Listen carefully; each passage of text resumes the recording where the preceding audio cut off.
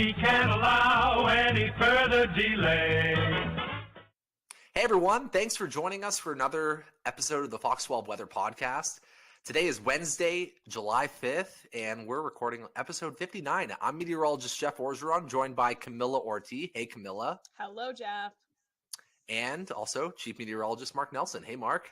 Good afternoon, Jeff. We're in the midst of our second heat wave of 2023, and this one has been a little bit more intense in terms of the temperatures, about the same length, though, as the one in May. We ended up hitting 90 degrees Monday. Just a quick recap. 96 on the 4th of July. We came up 1 degree shy of the record high at PDX for July 4th. And man, we were just talking about it before we started the podcast. We're running about 3 degrees warmer than this time yesterday, 2 to 3 degrees warmer. So I know Mark is sitting on the edge of his seat waiting for that 3 o'clock observation to come in. Give it to us, Mark. I got a confession. You guys know I already looked, right? Yeah, of course you did. I cheated on you. I feel like I just cheated on you too, because we said, wait, let's see what it is when we, live on the podcast. Of course, you may be listening to this on Thursday or Friday, but you will already know. It looks like it's 95 at 3 o'clock. What's a dew point? 42. Okay, that is a nice dry air mass. 95, dew point's 42. That's 16% relative humidity. So I was just out at a big boxy store where they sell home improvement stuff, and it's orange. And I was just there, and people were kind of running around doing their daily activities. Yeah, it's hot, but it's not like deadly hot typically until you get into the 100s. So not to diminish it, it's hot, but it's kind of a dry heat, let's say. Yeah. I mean, I think we talked about this a week or two ago. No, we talked about it last time.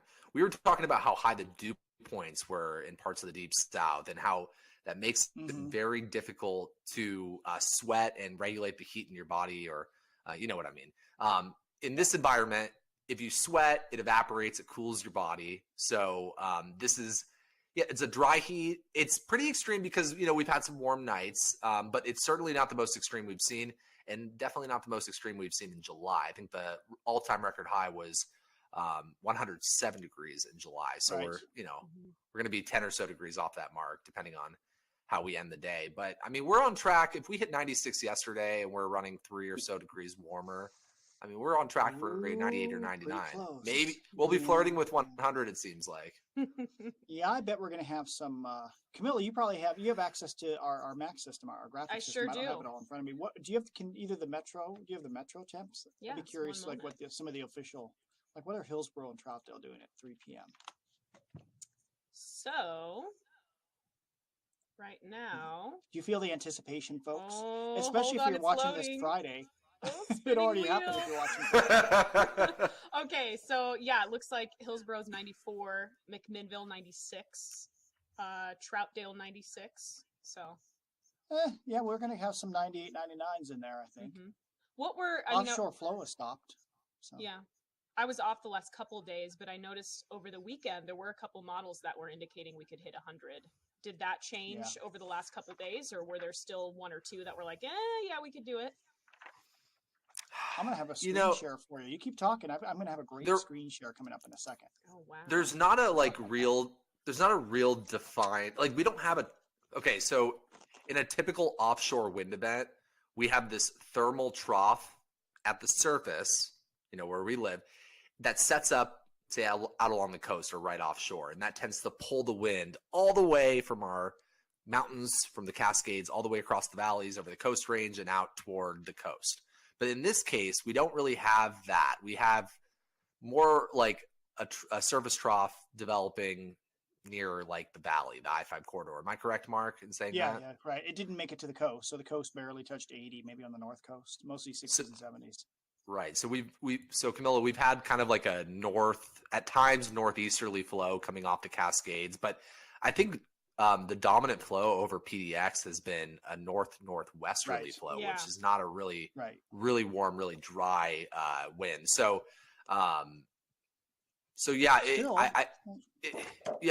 it's still been impressive. It's especially been impressive considering how far offshore the axis of the upper level ridge has been. It's been pretty far west, Mark. Yeah, it's a low-level flow. We're just basically, we're not getting a strong offshore flow, but there's also the onshore flow completely shut down, the cooling from the ocean.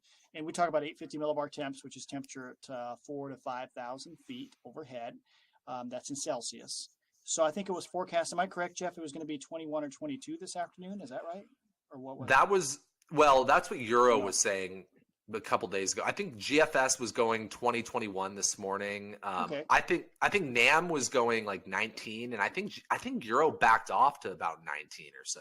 Oh, it did. 19 to Okay, 20. because 19 or 20, that's what it was this morning. I think it was 19 point something this morning. So I'm assuming it's 20 or 21 this afternoon. But if you could look at our Mark's Magic chart, the July 850 millibar temps. Oh my gosh, you're showing it? Oh yeah, hold You're that revealing it to the. I hope somebody didn't screenshot it. This is like work. a magician revealing his secrets for everybody. But you know what? The magician always has other secrets hidden. So this one says if you're at plus 20 in the afternoon over Salem on the sounding, we'll find out soon.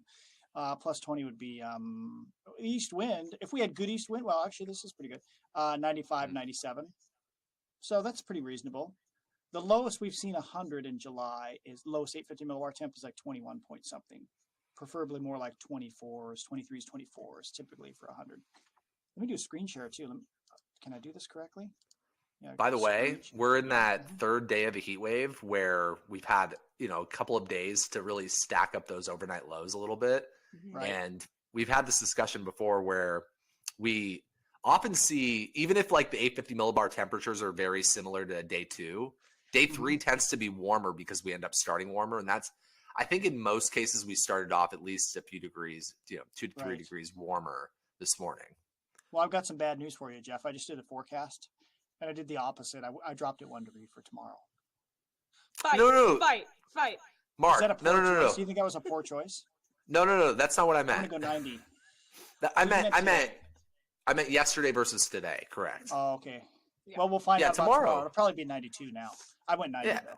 That's fine. I went 91. It's fine. We're not fighting, Camilla. Don't start this. I'm trying to we've got keep more? this podcast interesting, Okay, so look at this. So I think we can all see this is. I know the numbers are really tiny because, folks, I'm getting old and I cannot see those numbers. I can't see God, them either. I cannot see those. Okay, well, It's okay. I can't make the chart any bigger. Basically, this just show. Well, we won't belabor. Why this. did you By the bring way, this one up? The reason we can. share. The reason we can share, we want to share a screen is because on Friday afternoons at 2, we run this podcast in a visual form where actually you can see us. I know most of you, like me, listen to a podcast. You just listen to it right when you're driving or running or whatever. But for the people that are watching, gosh, I hate to explain this when you can't even see it. Basically, it shows each horizontal line there. You can see those numbers on the left, the dates. It's the last 1, 2, 3, 4, 5, 6, 7, 8, about the last 10 runs of the Euro. The most current is at the bottom, this morning's run. And you can take any day coming up and say, what's it been doing for the last 10 runs for this day? What has it been saying? And what I did notice was the Euro backed off just a degree or two, but it's been consistently like 95, 99, somewhere in there for today. It's just one model. The others are pretty similar too. And they all have the cooling coming up over the next few days, which is good news. We'll get the marine push. But, models did pretty well. In fact, that was a question I had from somebody. I think it was on my Facebook page. They said, how come we can predict heat waves so well, right?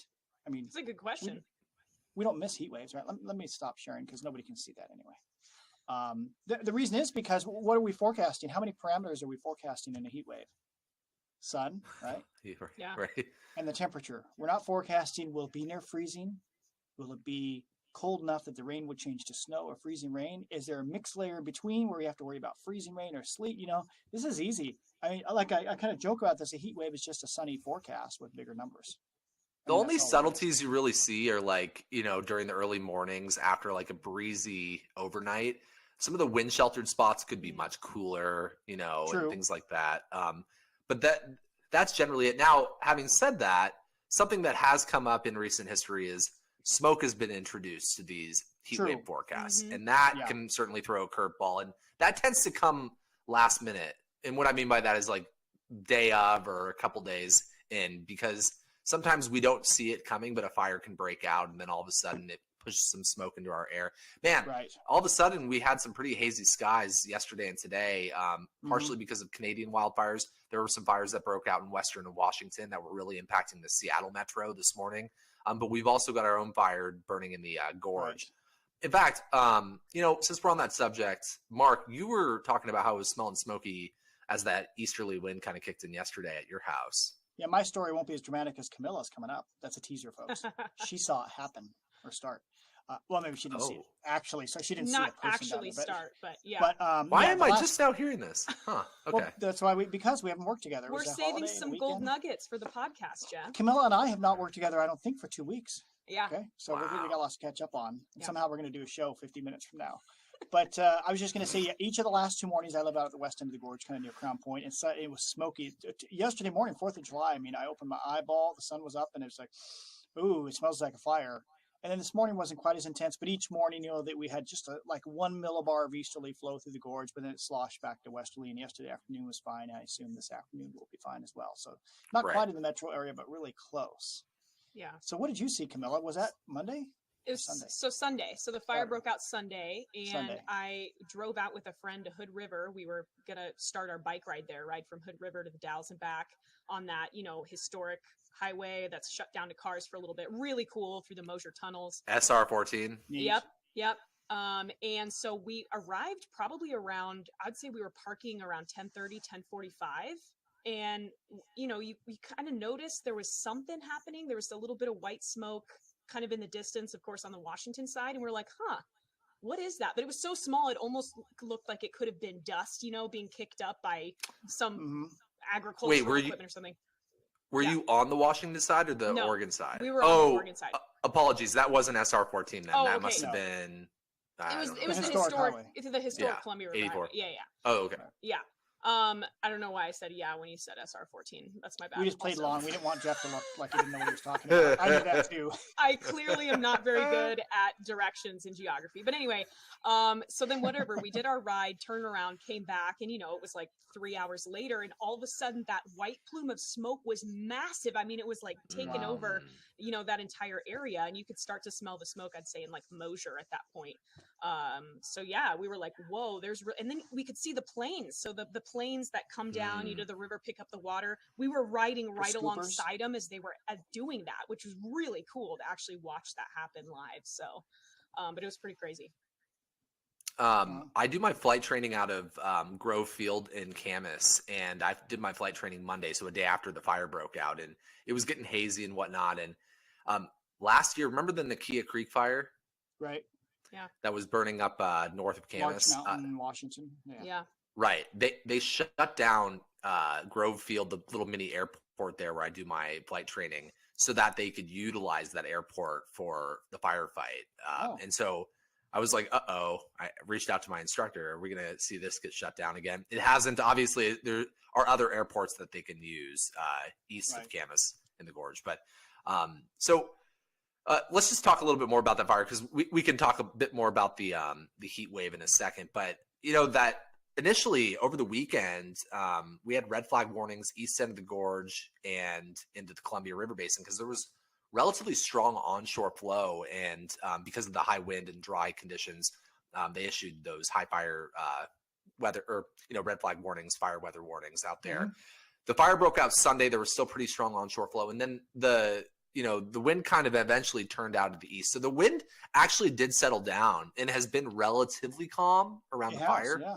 Mhm. Really good. But unfortunately, as we start to cool down, as this heat wave wraps up, onshore flow is going to be strengthening again, and It the is. wind in the central and eastern gorge is going to pick up. We're talking, tell me if I'm wrong, Mark, do you think like 30 to 40 mile per hour gusts will be possible maybe around the fire? Yeah, maybe not tomorrow. It looks stronger on Friday. Thursday. It looks stronger on Friday. Right now the gradient has switched back to 1 millibar westerly from Portland to the Dalles. That'll increase a little bit this evening. Tomorrow afternoon, the Wharf GFS does pretty well with the gradients. Has a +5. So the +5 is like, oh yeah, it's averaging 20, 25, gusting to 30 or so around Hood River and the Dalles. And then +6 millibars on Friday. And actually, it'll be westerly all the way through the foreseeable future. As long as we have morning clouds at times in Portland, it's westerly wind. There's a reason all those trees point one direction out there. So there's going to be a tough firefight. I hope that they continue to gain some control. That said, acreage hasn't changed in 2 days, which is good. Basically, Yeah. It sounds like they've got it contained. I mean, not officially contained, but you know what I mean. It's not There's roads. That's spreading. not a totally forested, except for the bluff from the Highway 14 and the train tracks up to those homes up on the Underwood Bluff there. Other than that, it's kind of I don't want to say rural residential, let's say, 1 acre parcels, 20 acre parcels, whatever. It's not just national forest land. So they got a lot of roads to kind of work around. And now that they've had 2 days of pretty calm conditions, my guess is they've got a plan.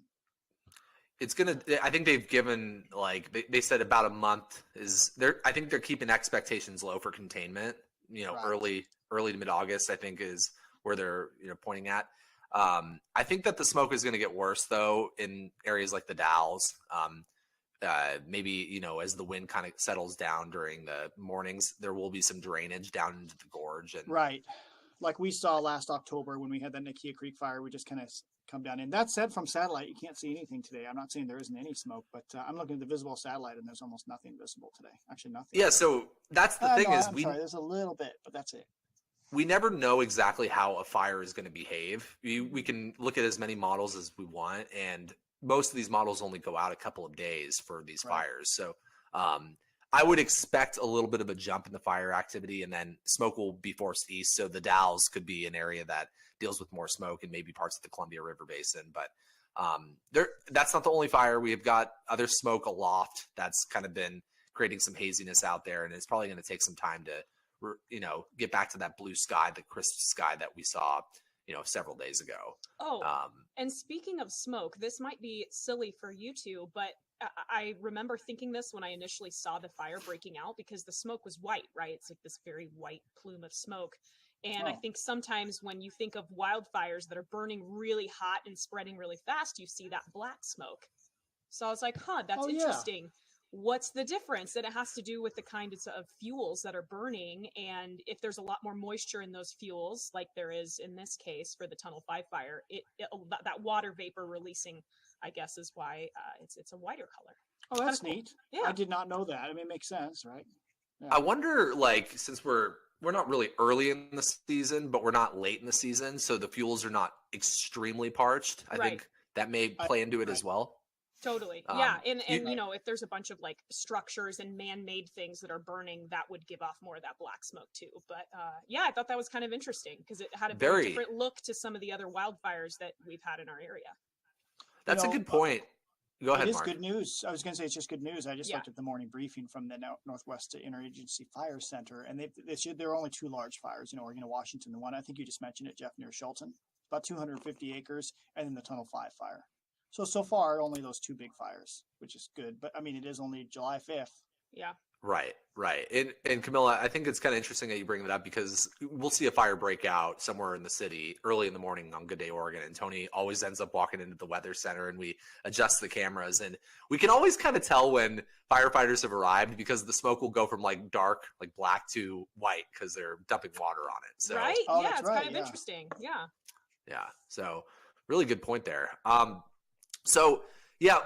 Let's just kind of wrap up this discussion about the heat wave. We are probably in our most extreme day, recording today on Wednesday, July 5th, and we're probably looking at one more day, depending on maybe smoke tomorrow.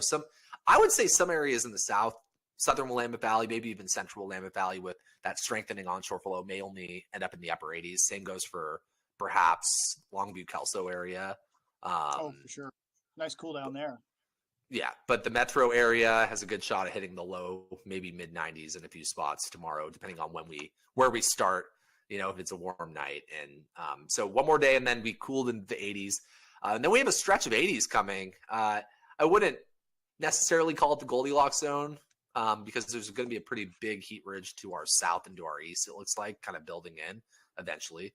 But not bad. I mean, it looks like this good gardening weather again. I mean, that seems to be a topic as of lately, and certainly could be worse heading into mid-July. What do you think, guys? I went a little bit lower on your temps. I saw that. Whoa, you've already seen it. Oh yeah. I saw that. I saw you drop that 88 to 85 on Sunday. I thought so. Okay, so tell me your thinking. I'm not cutting it. Now, here's the deal. Jeff has worked 3 consecutive days. I was on Monday, off yesterday, on today. So I was looking at the model temps, which seem to be, are they going to be a notch or 2 cool today? So 94, 96. Are we still under the impression that Sunday could be pushing around 17 degrees Celsius at 850 millibars? That's what the GFS says. Well, Because I got a 15 on the Euro. Yeah. we hit 90 Monday with an 850 millibar. Yeah, how did that happen? Didn't that happen last Friday or Saturday? There was a day where it was 89, and like a week ago, and I'm thinking, how the heck did it hit 89 degrees with morning clouds? I'm just basing this off of recent history. You're right. Maybe. Ooh. We'll see what happens. Wait, hold on. You're not putting up much of a fight. Let's hear your reasoning. Well, because I'm about to go on vacation again. I'm not saying I'm checked out, but I'm just like, well, it's just going to be sunny and warm. I mean, what's a few degrees among meteorologist friends? Well, I've got a snapshot of the forecast right here. We got plus 14s and 15s. We got some 12s, 15. I mean, that's probably, that's. Are you looking at Euro? Are you looking at Euro? No, I'm looking at the GFS as well, and I've got a snapshot of it. In fact, I've got Camila's fingertips. I said, here, hold the forecast, because we're in different rooms. Yeah, I don't know. I mean, you could be right, Jeff. I don't know. Why are the model temps relatively cool? It's been weird because before this heat wave kicked in, graph, and not just the graph. Okay. We went like 7 days in a row where the GFS, and I don't lean toward the GFS. You weather nerds listening at home, I don't want to be tagged as the GFS guy, all right? Jeff loves the GFS. No, that's not. You watch it, Camilla. You watch it. Put it on a t-shirt. But I did, Mark, you can confirm. I emailed you and I told you I had a list of the days, and GFS was by far the best model. It was nailing the temperatures for like 5 or 6 days in a row. The graph model is useless right now because of those surface Oh, you're right. It went 94 today. So I guess you're right. It's going to be a few degrees cold. It's been way too cool. Euro has been a few degrees off. Not bad, but it went 96 today. Both the Euro and the ensemble. Folks, this is how we think, and this is what we do. This is what we get paid to do. We get paid the big bucks to do this. Also, to look at models. Don't you think that's what I'm looking at? That with heat waves too, because like you said earlier, there's only so many few elements that we're actually looking at. Don't you get more anal about the temperature? Like 1 degree, right? You're just like, oh, I don't know. It seems like it's a bigger deal. Right. Do people really care if it's 82 or 84? No. I was pumped when we hit 96 yesterday. I was like, we freaking did it! Yeah. I felt the same way what did we hit yesterday? Was that the 96 day? Yeah. What was the day before? 90. Okay. We were 1 degree off. Okay. We had 89 and we ended up at 90. So that was painful because we crossed that threshold. When we go from 89 to 90, it's like Ooh. But I said to Katie after we had that high, I said to Katie, I go, "What did Jeff go this morning?" Because I wasn't paying attention. I think I'd just come back from a weekend off or whatever I was doing. And she goes 89, and I go, "Oh, good, nice." It was 90. Yeah. Within 3 degrees, you're golden.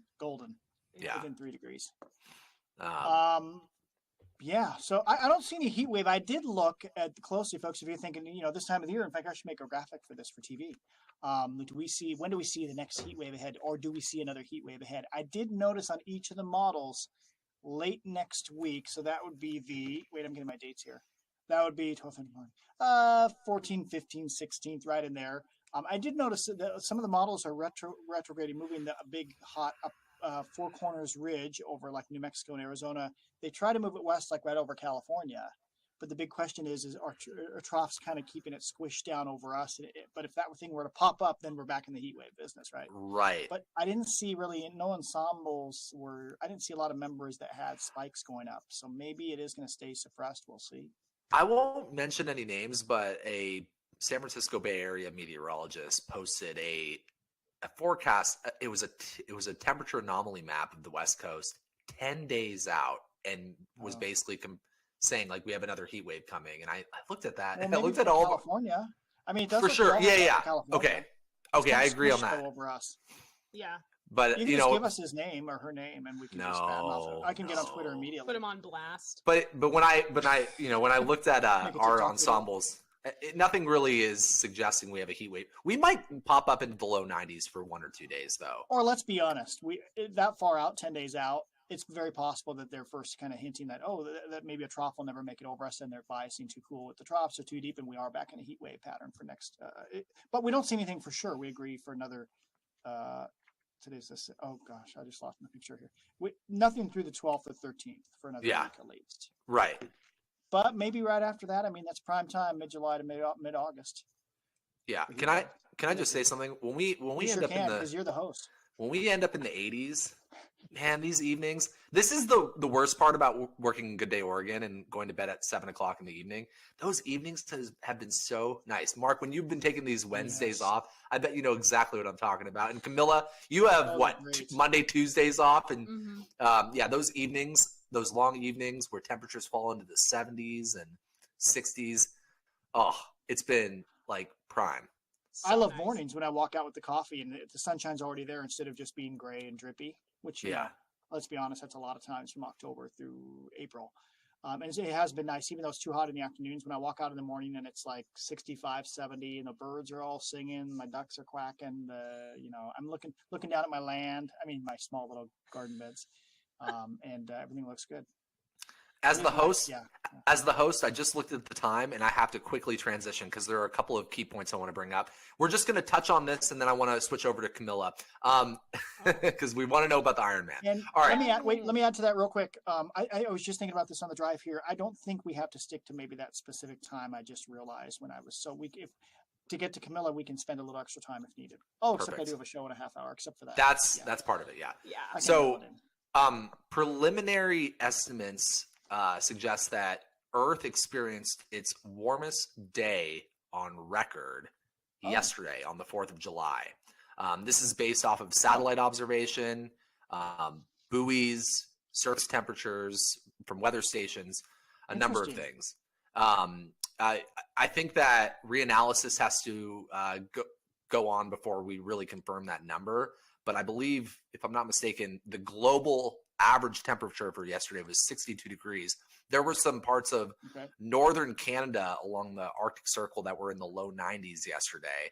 So there were some really hot spots. I mean, this is looking at the entire globe. So maybe in the next episode of the Fox 12 Weather Podcast, we'll be able to elaborate a little bit more on that. June was the warmest month on record on Earth as well, from what I understand. So El Nino seems to be, a combination of climate change, the warming atmosphere, El Nino, which is a typical oscillation that we see on Earth. There's a lot of factors that are playing into the warmer weather. So just wanted to make a note of that. We'll probably talk more about that in the next episode or two of the podcast. Did I have any other notes on that? I really do. Yeah, it's been hot. I really do want to focus in though on this Ironman because a lot of people do follow you, Camila. We were bragging about you on the last episode. We were. No, seriously, we were. You can listen back. You obviously didn't listen to the last podcast. I should just Shame on you. Shame on you. But Camila, you participated in the Ironman in Coeur d'Alene, Idaho, 2 weeks ago. If I'm not mistaken. A week and a half. A week and a half ago. Week and a half ago. And you placed. I was watching you live. You were on the Ironman tracker. I was. Oh my gosh, yeah. That's awesome. Thank you, Jeff. That's cool. You're welcome. Yeah, that was really cool. So, from what I understand, you placed 4th in your age group. Am I correct? Yes. And what were other categories that you placed in? Because no, leave it there because that was the most impressive one.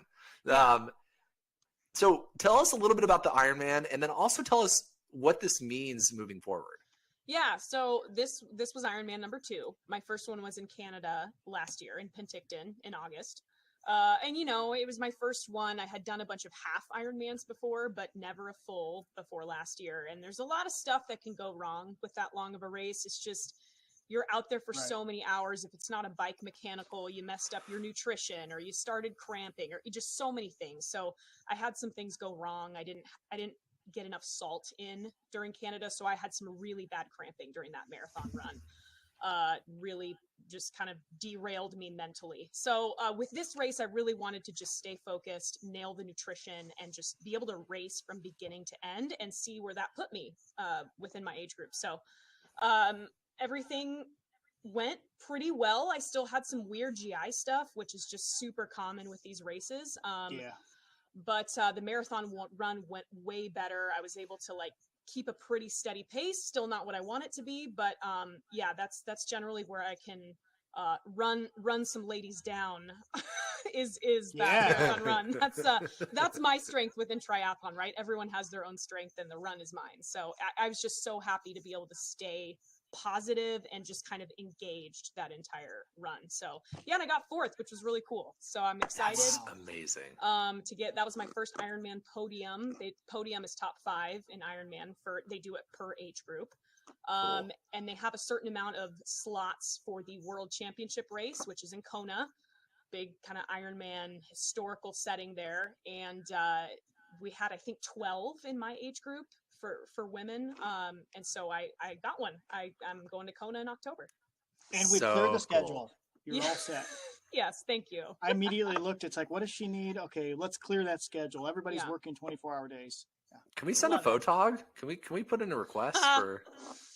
It's going to be cool because this will be the first year it's just women racing. They split so that they're putting the men and women in different venues. I think just because it became a lot for the community of Kona to just handle everyone coming in.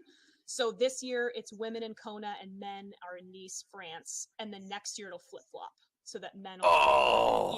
Yeah. Oh. You need to qualify for next year too. I know. So I've raced in Nice. I did the half Ironman World Championships there a few years ago. It's an incredible course, but I think when people think Ironman World Champs, they think Kona. Like that is just because it's always been there. I've seen it. I've walked. I mean, it's right along the water there. You can see like where the markings are for the swimming portion. Yeah. That is so exciting. Hot lava rock. Yeah. Yeah, it's gonna be hot. It's windy. The bike ride is windy usually going up there on that highway. Oof. So I'm going to be out. It honestly is as messed up and disturbed as this sounds. I need the heat. Like today's heat advisory, I was like, yes, I waited until noon to go do my track workout just to die out there in the sun because that's what gets you in Kona. It's not that the course itself is so hard. It's just the conditions are. Ugh. My sister lives there. So we were just there for a week back in April and, a little higher elevation even than Kona, so a little bit warm, cooler. And I noticed I wanted to do my bike ride or run. I wanted to be done by 10 a.m. because after that, it was just that tropical sun was just really beats on you and very humid. Yeah. So those are going to be tough conditions there. Yeah. Well, we're really excited for you, Camila, and hopefully they have some kind of like. It would be really cool if they had some kind of like online feed that we could watch. I maybe getting ahead of myself, but I mean, at the very least, later in the race. Yeah, be good later. Yeah, you'll be able to see the pros. They always broadcast the pro race, but all of us scrubs that are somewhere in the middle, you're not going to see me. Yeah. Hey, they're not training on the West Hills of Portland or the Coast Range. I see your Strava app from time to time, and it's like, oh, geez. So that's really cool stuff, and can't wait to hear more. And of course, you and your husband are just like this awesome pair competing. I miss competing in sports, so it's fun to watch you guys do that. So, all right. So, Mark, any other last notes regarding the forecast or anything going on? Nope. I think this is that time of year where it's like the forecast is kind of almost, I don't want to say it's an autopilot, but it's just like this is that time of the year, these next 2 months where you have pretty much guaranteed warm, sunny weather. You want to go camping, you want to go hiking, you want to hit the river. River temps have warmed way up. Be careful, of course. This is a time to get outside and have fun because, as you know, it doesn't last, and the rains do eventually return. So those are my wise words of advice. Oh, and one last one. Camila, I have a slice of apple pie Sheila made yesterday. Ooh. So it's a whole apple pie for you. Oh, this is the best day ever. Yeah. It's I'm not offended, but I never get offerings of pie or not even from you, Camila. I know. Don't you get the donuts? All those like Io or Joe V is out there and they bring back donuts, and by the time we get there, they're gone. Yeah, that's true, Mark. Morning show, I get you nothing. guys always get treats. Morning show gets everything. Yeah. Like 11 a.m. noon. Yeah, like by midday. Yeah, I get it way. Good stuff. Don't be Jeff, splitting so early. I'm gonna restock my snack drawer because it's looking sad. I'm gonna put some fresh treats in there, and you help yourself whenever you want one. Thank you. Yeah. Thank you very much. Okay. Yeah. Well, that's going to wrap it up for episode 59 of the Fox 12 Weather Podcast. We're going to let Mark sneak away to get on the 4:00 news, and Camila needs to get ready for, I don't know which newscast you guys are doing together, but 6. There are plenty of them. But we'll be back next week. We'll probably be talking more about the 80s than the 90s, and hopefully not the triple digits either. But until then, have a great rest of your week. We'll talk. And tell us Please tell us about the weather.